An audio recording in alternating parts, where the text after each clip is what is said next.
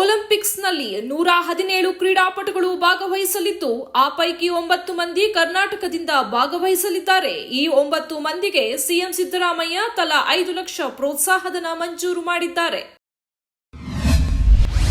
ಪ್ರಪಂಚದ ಅತಿ ಎತ್ತರದ ಯುದ್ಧ ಭೂಮಿ ಸಿಯಾಚಿನ್ನಲ್ಲಿ ಕರ್ತವ್ಯ ನಿರ್ವಹಿಸಲು ದೇಶದ ಮೊದಲ ಭಾರತೀಯ ಸೇನಾ ಅಧಿಕಾರಿಯಾಗಿ ಮೈಸೂರಿನ ಸುಪ್ರೀತಾ ಸಿಟಿ ಆಯ್ಕೆಯಾಗಿದ್ದಾರೆ.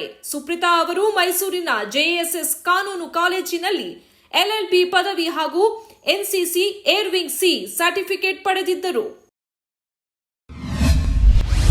ತರುಣ್ ಸುಧೀರ್ ಸೋನಾಲ್ ವಿಶೇಷ ಟ್ವೀಟ್ ಪೋಸ್ಟರ್ ಭಾರಿ ವೈರಲ್. ಟ್ವೀಟ್ ಮೂಲಕ ತಮ್ಮ ಮದುವೆ ವಿಚಾರದ ಬಗ್ಗೆ ಕೊನೆಗೂ ಮೌನ ಮುರಿದ ಸ್ಯಾಂಡಲ್ವುಡ್ ಜೋಡಿ.